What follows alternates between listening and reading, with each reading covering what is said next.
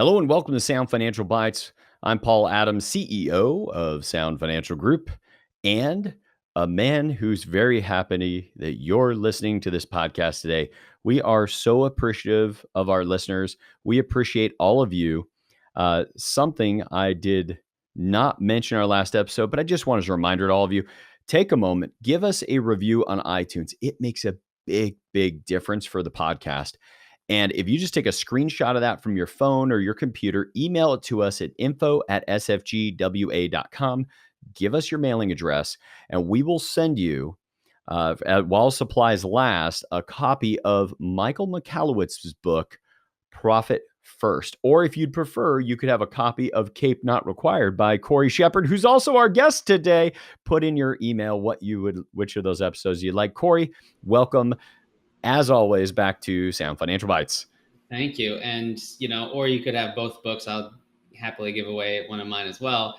I'm wondering how many times I get to be on before I'm not a guest anymore. We got to figure that one out. But as soon as I make you host and I don't have to be on anymore. Oh, no. Well, I guess you're right. Grateful. We're going to look into upgrading you to co-host soon. Soon. That's great.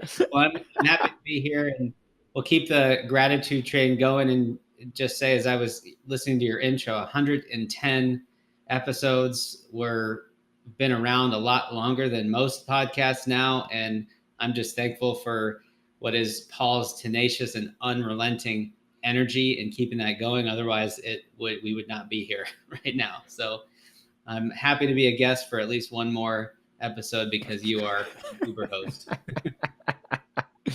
Well, thanks for that, Cory. And today's topic is going to be so critical because I think it's an area of life that we all run into some problems with.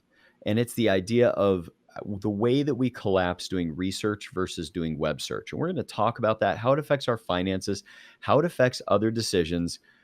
And yet what I also want to do is talk a little bit about our upcoming episode. This is going to be maybe one of the most jarring episodes. So for those of you that are just kind of consuming our stuff and you're just going to tune in next week like it's going to be a regular episode, I really want you to consider whether or not you should listen to the episode or not. We have a gentleman that was a client of mine for about the last 16 years. He did some planning with us very early on in my career when I lived in another city. We're going to have to keep the client. We're not going to fully disclose all the details of the situation so as to protect him. But this is a client of ours that acquired appropriately as a part of a full-scale plan. And the work that he did with our team, he acquired some disability insurance. He was an executive with inside of the jewelry industry and one of the top leaders of one of the highest grossing jewelry stores in the country. And there's going to be a recounting of how he became disabled. And you're going to hear the actual story from the gentleman who went through it, of the kinds of things that are wildly unpredictable that you would never imagine could put you in a position that you would actually be disabled. And what happened to him is that there was a kidnapping. He was kidnapped. He was not only concealed weapons carrier, but also trained. And in that line of work, there's risk of getting kidnapped so that somebody can rob the store that you lead. And you're going to hear bit by bit what he went through, what he's gone through since, and his advocacy for something as simple as disability insurance. You see, this client of ours actually had to kill both kidnappers to save him and another gentleman's life. And you're going to hear it. It will be incredibly jarring. That's not going to be one you want to listen to on double speed. If you're jogging while you listen to our next episode, you're probably going to have to slow down and walk and maybe shed some tears. This guy has been a dear friend of mine. I've had a chance to be in conversation with him. He's gone through this and he's actually ready to share the story. And know that for those of you that choose to listen into what's going to be the hardest podcast you may have ever listened to, The reason that he's sharing this is for you, because he feels like he's gotten some lessons and awareness that he never would have gotten, and a deep level of appreciation for planning he never would have gotten had it not been for being connected with an advisor or coach. In this case, it was me, but it's the importance, and somewhere we're going to go to today in our episode is the importance of having an advisor and a coach. So really encourage you to tune in to episode 111. And I'll That's say going to be next week. that I've heard snippets of the story from you, Paul, never directly from this gentleman. And I am, it's like with a heavy heart, I am looking forward to hearing the story. Yeah. Because it's important. Yeah. Well, even for me, just being in the interview with him is we're actually recording we're recording this one. It's the next podcast that we're recording. And I'm telling you, even in getting prepared for it, it has me in a deep amount of reflection about family, future, what's really important in life, and the importance of the work that we do. But also for those of you that are clients of ours, or for those of you that are listeners, the importance of the work that you do in just increasing your knowledge, making sure you understand these things and facing some difficult things and being able to do the hard thing now so that things are easier later. Whereas the rest of society wants you to do the easy thing now, and the hard thing we'll just defer and hopefully it'll work out. So with that, let's get to today's episode that's not nearly as deep or serious, but with very serious outcomes. So it's creating more distinction between something that we do. So if you are a professional in any discourse, if you're ever worked with somebody who's trying to make a decision and it's a difficult decision in an area they're not familiar with, you will hear all the time, well, I need to do some research first. And what that usually means is not research. And we're going to talk about these distinctions. What they mean is they're going to do a web search, and they're probably going to go as deep as the second page of Google. Now, why is this important? It's because what we want our clients to be in an inquiry with us about any strategy they may implement. It's a big deal to us. And that means that they may be in the inquiry and have thoughts or feedback that we didn't think of from sources that we didn't know to consult, right? When we're sitting around the table, if you missed our last episode on the fiduciary standard, this is part of what we're talking about is you need to get it. You need to understand it to make sure that we're not missing anything, because you know more about your life than we do. And there's a lot of research going on now and some books that have been written on about where is our brain. And our brain, our cognitive capacity exists in the communities with which we engage, communicate, and share. So when we're sitting down working on somebody's finances, it's not my gray matter between my ears that's working for the client or Cory's. It's the collective cognition of the group and how we're all thinking about it. Not group think in a bad way, but group like we're bouncing ideas off one another, discovering new things and creating new efficiencies.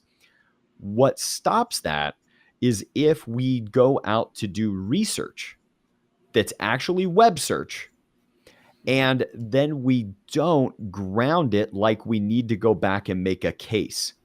So we're going to talk about that here in just a moment. So let's look at the definition of research. We can see here that it's careful or diligent search. Okay, so let's stop right there because there's something that impacts all of us. Cory, you talked about it a little bit before we started recording about confirmation bias. Yeah.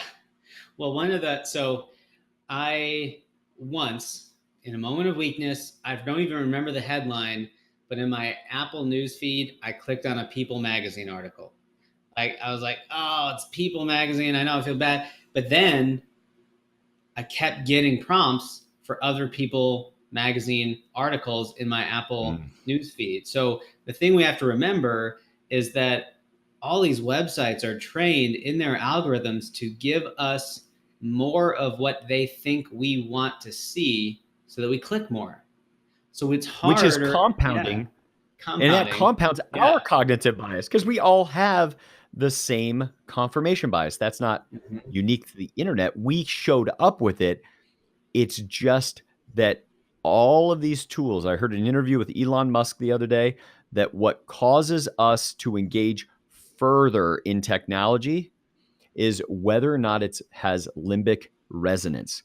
Does it already agree or move in the direction that our existing cognitive biology does? Sorry, that was a little nerdy. I realized it after I said it. I love that word, the limbic resonance. Ooh. Limbic resonance. Yeah, that was my word of the day. 2 words. It covers me for 2 days. Hey, everyone. I want to let you know I'm interrupting this podcast for a good reason.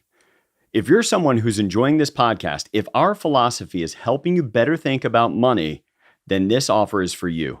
We've opened up a financial inquiry call for our listeners of Sound Financial Bites.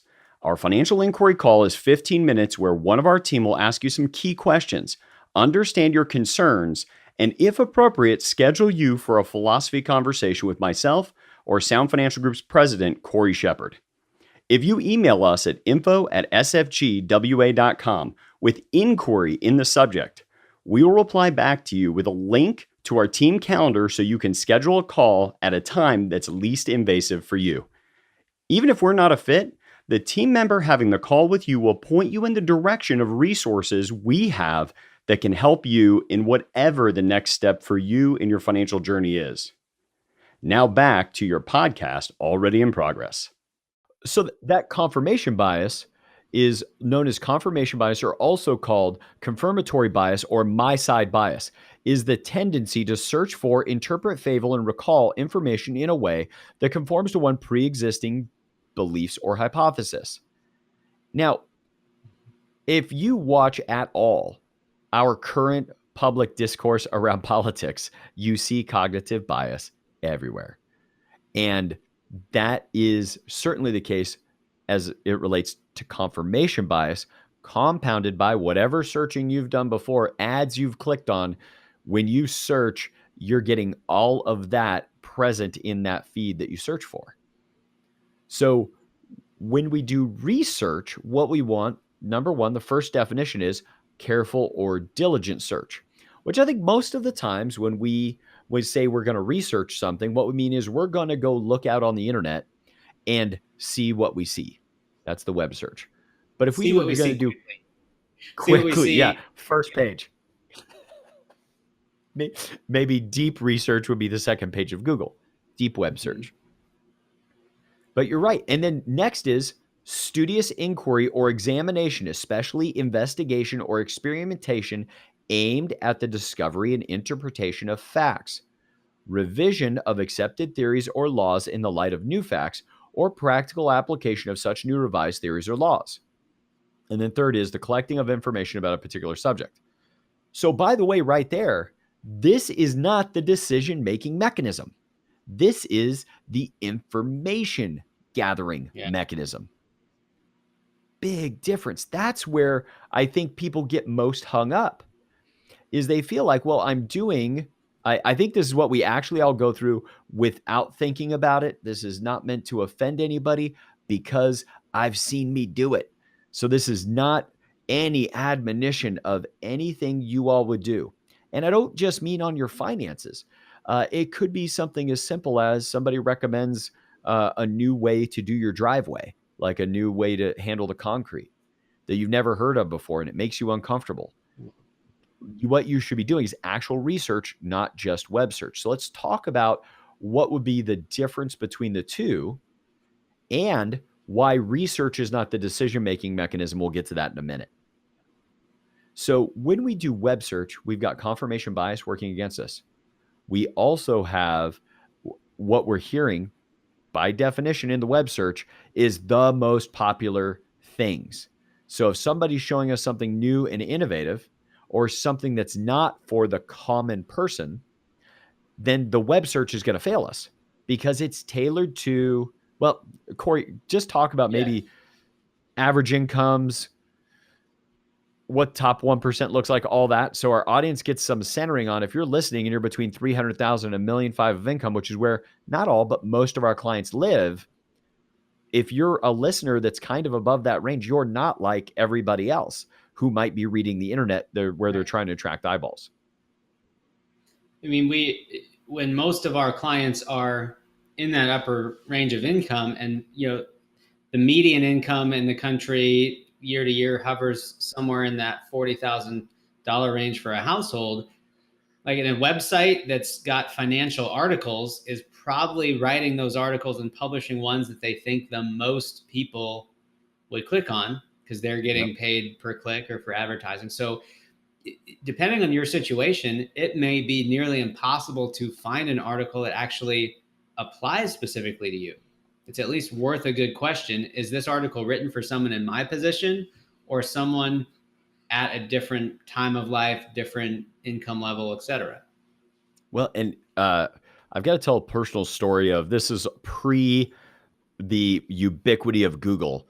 Was I to increase my knowledge at 18 years of age when I had my first internship in this industry, would go out to the lobby. I couldn't afford the Wall Street Journal, but it was sent to the office every day. So I would come early before anybody else got there and arrive in the office at 6:30. Beautiful office in the Howard Hughes Center in Las Vegas. And I felt so special coming into the marble floors, parking a parking garage. I had a pass I had to wave, and then that's what let my car. It was super. I just felt so important. But I would sit down, not able to afford the Wall Street Journal, get into this very important office early, and read. And what occurred to me after reading the Wall Street Journal for months and months and months in the money section was even the Wall Street Journal is not tailored to the top level incomes. You see, I got some updated research right before doing this, Cory. I forgot to mention to you that the national income now is about $55,000 per household, but the top 1% is nearly 400. The top 5%, I think, is like 280 and up, and the top 10% is like 180-ish, or those are pretty close.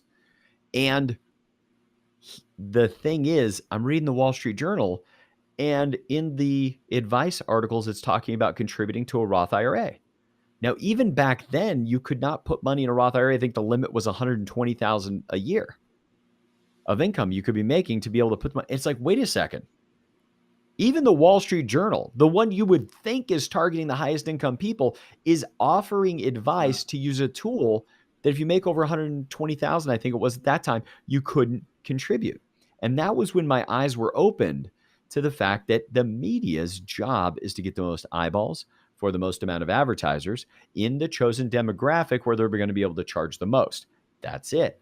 So in our case, when we go out and do web search, it's that problem still exists today on internet media that it did in print media. They need the eyeballs. They need the advice to apply to the most possible people. And that means the advice probably doesn't apply to you, but the information might be valuable. Research is the studious gathering of information was one of those definitions. I was just going to observe the old adage that free advice is seldom cheap. So you think about what the Wall Street Journal costs. You know, the people at the high end of Wall Street itself pay much more than a Wall Street Journal subscription to get access to their Bloomberg terminal. So when you think about the price of the advice, if it's free or very, very low cost, it has to be designed for a mass audience because there's not enough people in the 1% or 10% income level to really make as much profit as they need to.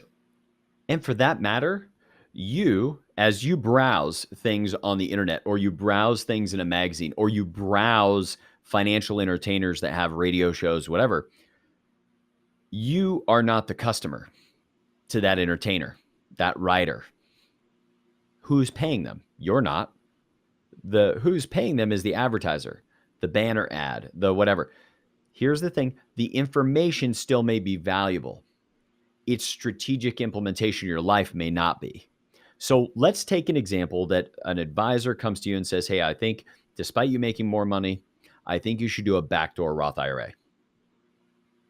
Now you go, well, I've never heard of this before. Is this really true?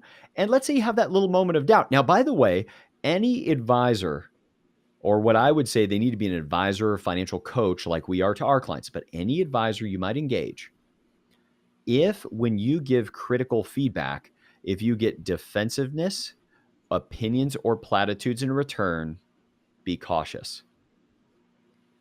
Right? Like if you quote something from Susie Orman or Dave Ramsey, and their answer is some version of a condescending, they're an idiot, I promise you, you can Google their net worth. They are not idiots. They are doing something right. Now, you're not their customer, and they're brilliant at taking care of their customers. Yeah.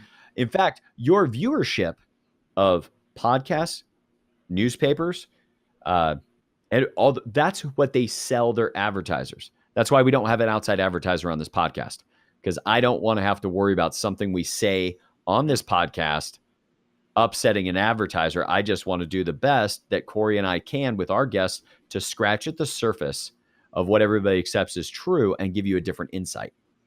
And now you go out, you do the web search, and you should be gathering information.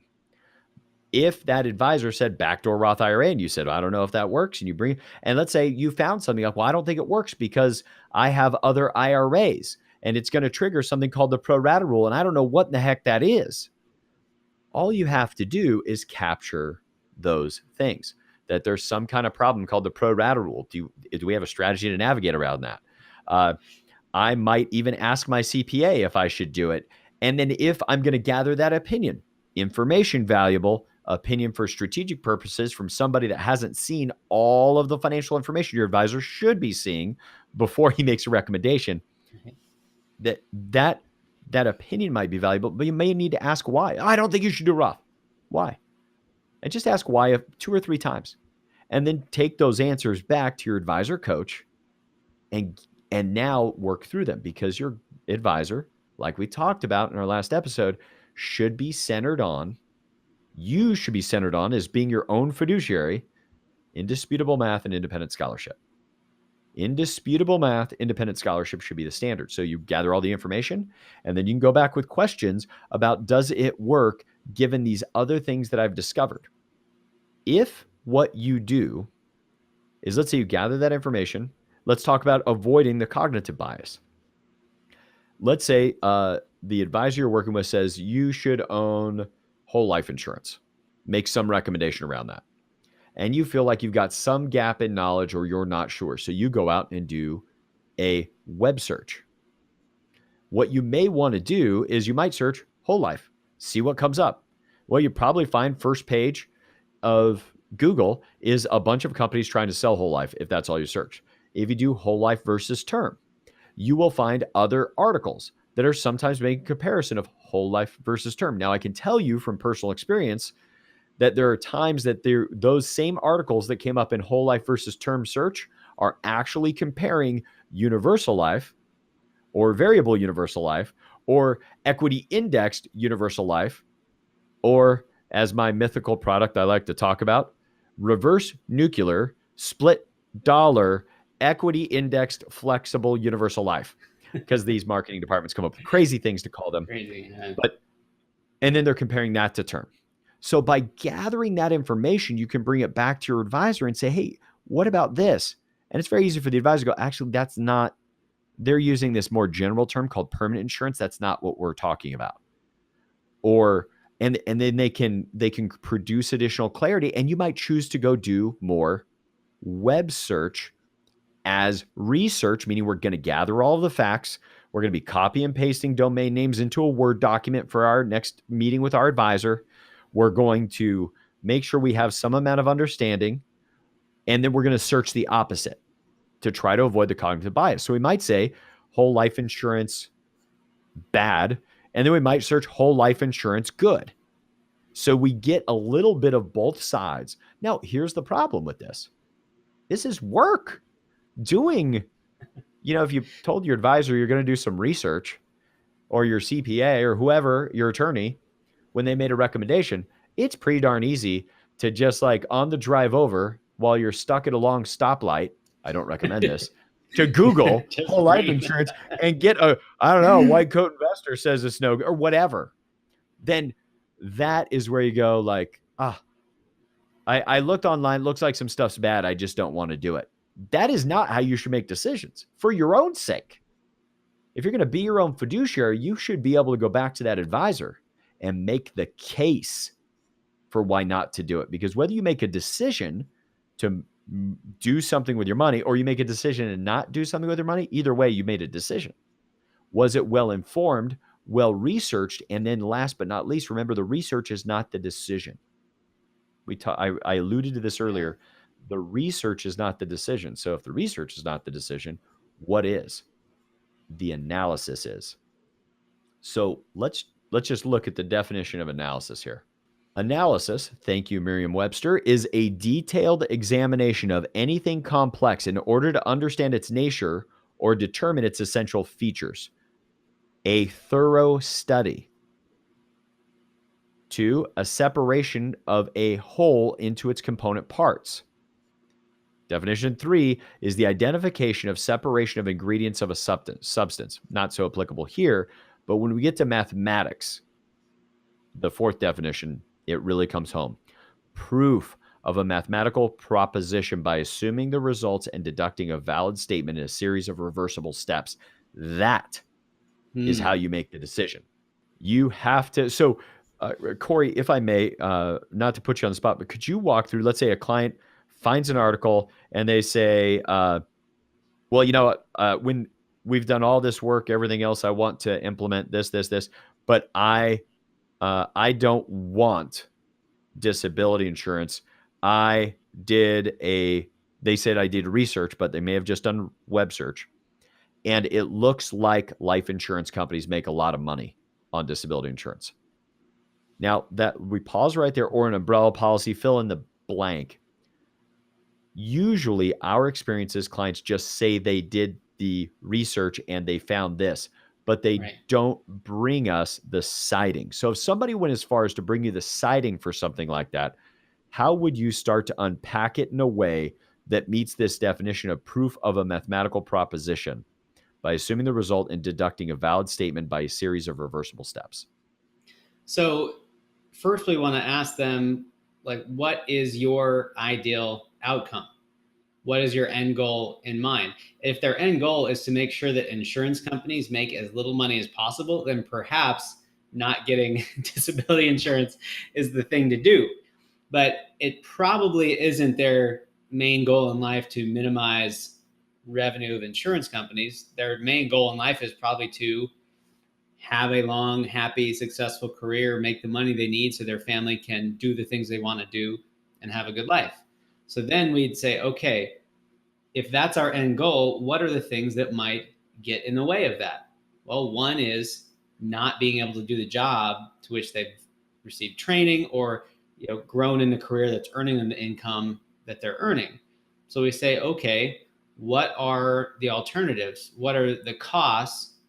And we'll do an analysis that's comparing, usually it's one of two alternatives. It's having a thing like disability insurance and not needing it versus needing something like disability insurance and not having it. Meaning, which one is what are the relative costs of the two? And we're usually looking for the one that is net less expensive. Is it worth the cost of paying for that disability insurance if you think you're never going to need it? And you notice that I'm not actually looking at specific research around how likely they are to get disabled or not, because this is one of the fallacies of research. We've talked about this in some past podcasts.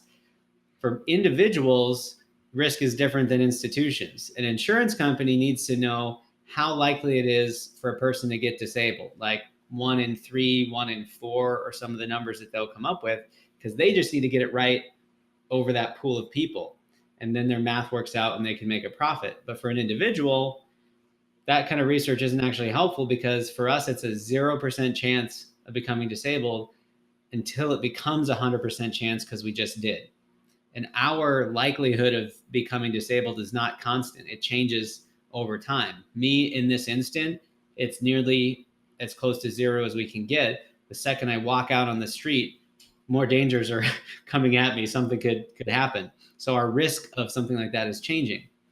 So we really want to bring it back to, okay, where do we want to go with this? And then step back to what are our choices here in this moment and compare those costs. In my white paper, Money, where humanity and hard numbers meet, we do an analysis of what the cost is of going it alone and trying to achieve the impact of disability insurance on our own and money we'd have to set aside for that versus the cost of having a company take on that risk for us. And yes, we may be paying them some money and they may be making a profit on that, but it often ends up less costly to us to go down that route. Although not always, but that's a comparison we have to do. That, I think, does such a great job of encapsulating what it is you do when you're thinking about something strategically, doing the analysis. So you will have to type something into a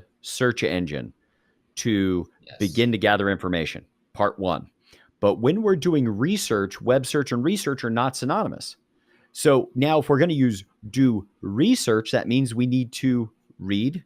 We need to avoid our cognitive bias by maybe searching both ends of the equation, grabbing the relevant facts that might disagree with whoever's making the recommendation, whether it's the new concrete in the driveway or a particular tax strategy to implement or working with an advisor, and then capture those things, bring them back to the table with the advisor to have a discussion about how it works, and then be really cautious if any advisor just gives you platitudes like, well, you can't trust what you read on the internet, or that person's just an idiot, or like, just help me understand. If that conversation becomes condescending, that may be that advisor's defense mechanism, and it may make sense to not engage, because that means that person's confirmation bias isn't going to let them read the articles you read anyway.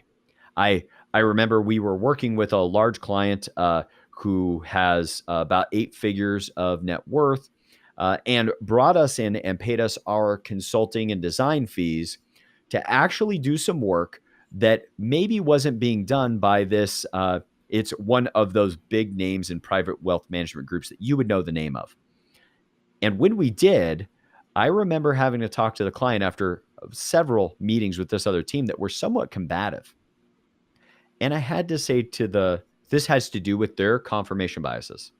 I said to the client, I said, if our recommendation is totally, totally correct, and that advisor agrees at the end of this next meeting, even if they know it's true, do you think they could actually say that our recommendation is better than what they've been doing for you based upon every other type of communication they've had with you or us about this situation?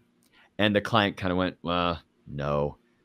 But I've been with them, in this case, well over a decade, and I want to keep them. Of course. But let's just talk about what is the equivalent, given their cognitive bias, of a raving review. And we came down to the best they could do is, I guess you're right. And in that next meeting, they got to, well, I guess you're right. That was it. No glowing endorsement, et cetera. You might need to work with your advisor to get them to, I guess you're right. Now, we work with clients all over the country. Feel free to reach out to us. We work with advisors and clients across the country. We're happy to help you. We do it by Zoom. But no, when you do your web search, do it for the sake of gaining research. Be cautious of your cognitive biases. And last but not least, do the analysis with that advisor or coach to suss out the math and the scholarship to make sure you understand and feel comfortable with the decision. Doesn't mean you're going to be able to take a quiz in 6 months and answer it correctly, but in that moment, you should feel you have understanding and have an advisor that doesn't mind reinvigorating or re-explaining it to you. And this type of advisor is rare. So no, you may have to do some searching, or you may have to work with somebody that's not even in your city. So that having been said, reminder for our giveaways today and your downloads. We've got that incredible white paper from Cory. We'd love to have you download it. You can get it at research.sfgwa.com, research.sfgwa.com, and you're going to be able to get Cory's white paper. The other thing that really helps the podcast, we'd love to have you guys do, is go online to iTunes. Give us a review. Say what you got out of the episode. It doesn't need to be a great review, just an honest one. Give us that honest review. Take a screenshot from your phone or your computer. Email it to us at info@sfgwa.com and let us know your choice of either Michael Michalowicz's book, Clockwork, who is on our podcast just this month, or Cory Shepherd's Cape Not Required. Clockwork is a key book for business owners, entrepreneurs. But if you're a top 1% executive and you want the kinds of fundamental things that Cory learned that put him in a position to be vice president of my organization at an incredibly young age and be up there and earning top 5% household income as an individual, this is the book you want to read. Incredible. If you ever have a chance to talk to Cory one-on-one, and you'll see it come across in the pages of his books, you will notice Cory Shepherd is a man far wise beyond his years. There's a reason why he's president of our organization, and why I'm thankful to have him on the podcast. So once again, Cory, thank you so much for being in this conversation today. Well, thank you, Paul. This has been a lot of fun. I hope that this episode, like every one of our episodes, is the chance for all of you that we've been given to contribute to you being able to design and build a good life. We're going to see you next week on our incredibly heavy episode, and we hope you join us.